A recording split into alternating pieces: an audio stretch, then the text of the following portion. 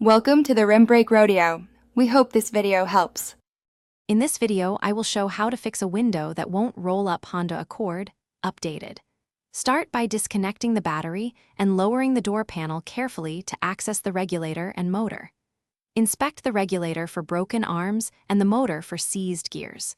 Test the switch and wiring with a multimeter. If the regulator is bent, replace it, and if the motor fails, consider a direct swap to restore smooth operation. Start by pressing the window switch and listening closely for any motor noise or clicking sounds coming from the door. If you hear the motor, the problem is likely the regulator or a loose cable. If silent, check fuse and wiring for power first. Use a multimeter at the switch and motor connector to verify voltage.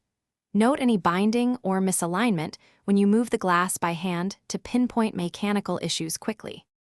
After removing the door panel, keep parts organized and take photos for reassembly. If the motor spins when powered directly, the regulator is likely the culprit and should be replaced. If the motor does not run, replace the motor or check connectors and ground. Reinstall new regulator, align the glass in the track, and test operation before tightening all fasteners. Reconnect the battery and confirm smooth, even movement of the window. Thanks for watching. Consider subscribing if we helped you.